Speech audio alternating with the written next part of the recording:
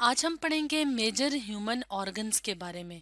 अगर हम ह्यूमंस की बात करें तो ह्यूमंस के अंदर काफ़ी ज़्यादा ऑर्गन्स पाए जाते हैं। फॉर एग्जांपल अगर हम यहाँ पे इस इमेज में देखें तो हमें काफ़ी ज़्यादा ऑर्गन्स नज़र आ रहे हैं। मिसाल के तौर पे सबसे पहले हम बात करते हैं आई की। आई यानी आँख, तो ये क्या है? ये एक ऑर्गन है। इसी तरह ईयर क्या है? ईयर भी एक ऑर्गन है। और नोज, नोज क्या है? नोज भी एक ऑर्गन है। तो अगर हम बात करें आई की, नोज की और ईयर की, तो ये अपने अपने डिफरेंट फंक्शंस परफॉर्म करते हैं। सबसे पहले हम ये देख लेते हैं कि ऑर्गन क्या होता है। तो ऑर्गन को समझने के लिए हम यहाँ पे देख लेते हैं। तो सबसे पहले हम देखते हैं कि सेल क्या है।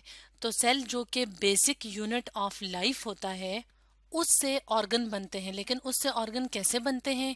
जब एक तरह के सेल्स इकट्ठे होके खास किस्म का फंक्शन परफॉर्म करते हैं तो उसको कहते हैं टिश्यू। तो ह्यूमन बॉडी के अंदर काफ़ी ज़्यादा तादाद में क्योंकि सेल्स भी होते हैं और इन्हीं सेल्स से जो हैं वो टिश्यू बनते हैं और टिश्यूज़ ख़ास किस्म के फंक्शंस परफॉर्म करते हैं। लेकिन जब मुख्तलिफ किस्म के टिश्यूज़ इकट्ठे होके स्पेसिफिक फंक्शन परफॉर्म करते हैं तो उसको हम कहते हैं ऑर्गन। तो ऑर्गन कैसे बनता है? ऑर्गन बनता है मुख्तलिफ किस्म के टिश्यूज़ जब एग्रीगेट बनाते हैं, यानी जब इकट्ठे होते हैं और एक ख़ास किस्म का फंक्शन परफॉर्म करते हैं तो उसको कहते हैं ऑर्गन।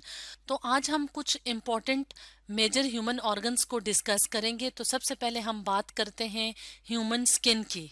तो स्किन यानी कि जो जिल्द है वो ह्यूमन बॉडी के अंदर सबसे बड़ा ऑर्गन है, क्योंकि ये ह्यूमन बॉडी की आउटर कवरिंग बनाता है और ये पूरी बॉडी के ऊपर स्किन मौजूद होती है। तो स्किन मुख्तलिफ किस्म के फंक्शंस परफॉर्म करती है। तो सबसे पहला फंक्शन जो स्किन का होता है वो क्या है? स्किन का फंक्शन है प्रोटेक्शन प्रोवाइड करना। ये आउटर कवरिंग बनाती है स्किन, तो ये क्या करती है? इसका सबसे इम्पोर्टेंट फंक्शन है कि ये बॉडी की हिफाजत करती है। इसके अलावा स्किन का जो बहुत इंपॉर्टेंट फंक्शन है वो ये है कि स्किन जो है वो ह्यूमन बॉडी को सेंसेशन प्रोवाइड करती है। सेंसेशन यानी हसासियत, यानी अगर हम किसी गर्म चीज़ को हाथ लगाएं, ठंडी चीज़ को हाथ लगाएं या कोई चीज़ हमें चुभे तो वो किसकी मदद से हमें एहसास होता है? वो होता है हमारी स्किन की मदद से। तो इस तरह से स्किन जो कि लार्जेस्ट ह्यूमन ऑर्गन है वो ह्यूमंस के लिए इम्पॉर्टेंट फंक्शंस परफॉर्म करती है। अब हम बात करते हैं कुछ इंटरनल ऑर्गन्स की, यानी जो ह्यूमन बॉडी के अंदर ऑर्गन्स पाए जाते हैं उनमें कुछ इंपॉर्टेंट ऑर्गन्स को डिस्कस करते हैं। तो सबसे पहले हम बात करते हैं लिवर की।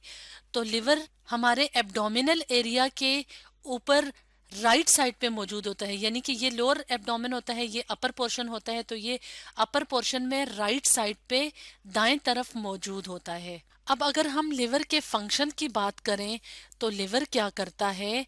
लिवर ब्लड को फिल्टर करता है। और कहाँ से जो ब्लड कहाँ से आता है? जो हमारे डाइजेस्टिव ट्रैक्ट से आता है, यानी डाइजेस्टिव सिस्टम से आने वाला जो ब्लड होता है उसको ये साफ करता है, फिल्टर करता है। और उसके बाद जब लिवर के अंदर जब ब्लड साफ हो जाता है, फिल्टर हो जाता है, तो उसके बाद ये वाला ब्लड पूरी बॉडी को सप्लाई होता है। तो इस तरह से लिवर ह्यूमन बॉडी के अंदर अपना इम्पॉर्टेंट फंक्शन यानी ब्लड फिल्ट्रेशन का फंक्शन परफॉर्म करता है। अब हम बात करते हैं एक और ऑर्गन की जो है इंटेस्टाइन। तो ह्यूमन बॉडी के अंदर इंटेस्टाइन एब्डोमिनल इस एरिया में मौजूद होती है, यानी स्टमक में, स्टमक और एनएस के दरमियान। और एनएस क्या है? डाइजेस्टिव ट्रैक्ट का लास्ट पार्ट होता है। तो इन दोनों पोर्शंस यानी स्टमक और एनएस के दरमियान इंटेस्टाइन्स मौजूद होती हैं।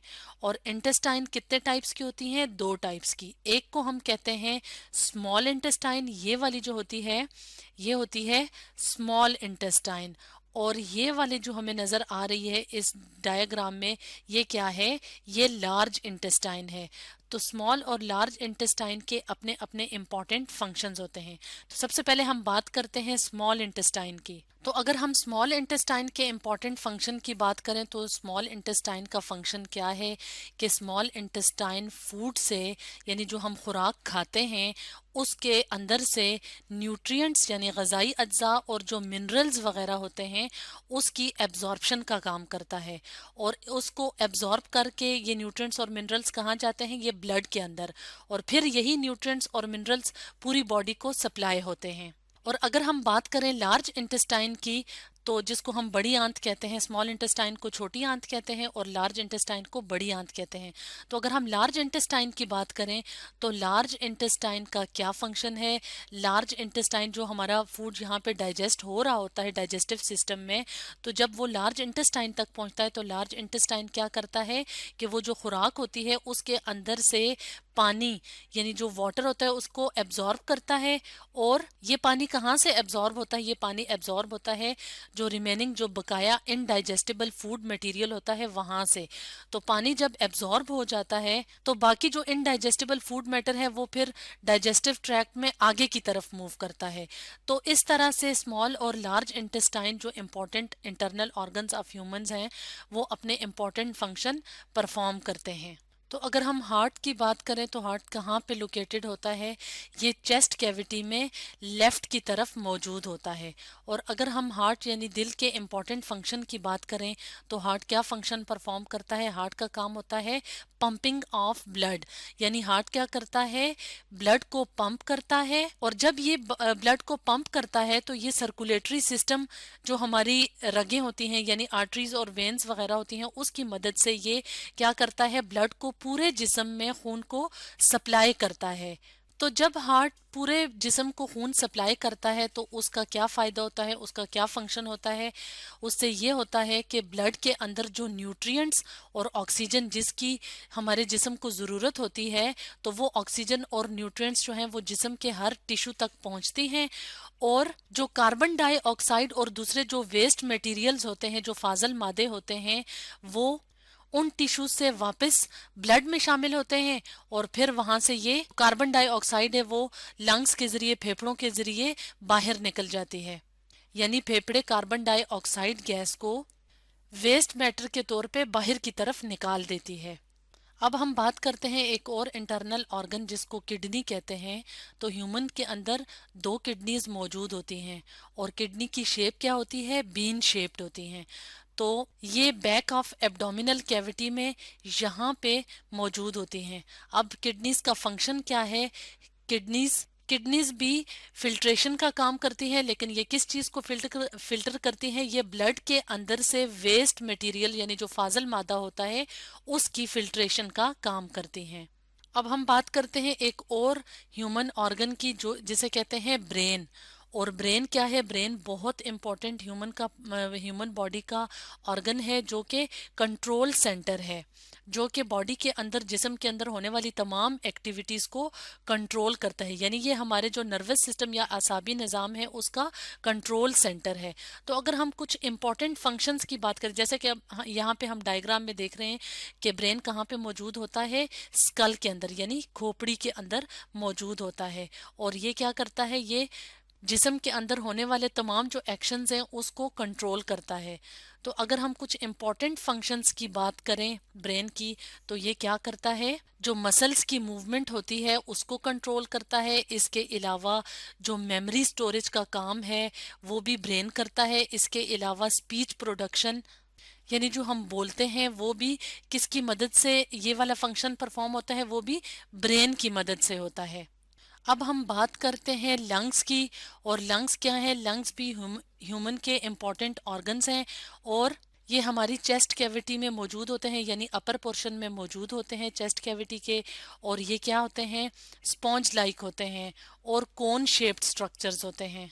और अगर हम इनके इम्पॉर्टेंट फंक्शंस की बात करें तो सबसे इम्पॉर्टेंट फंक्शन तो ये है कि लंग्स की मदद से हम इनहेल और एक्सहेल करते हैं, यानी कि जो हवा अंदर आती है हम हवा को इनहेल करते हैं और जो हवा बाहर की तरफ खारिज होती है वो लंग्स की मदद से होती है। तो लंग्स जो हवा अंदर लेके आते हैं उनमें ऑक्सीजन मौजूद होती है, यानी जब हम सांस लेते हैं तो हम ऑक्सीजन अंदर की तरफ लेके आते हैं और वो लंग्स की मदद से होता है।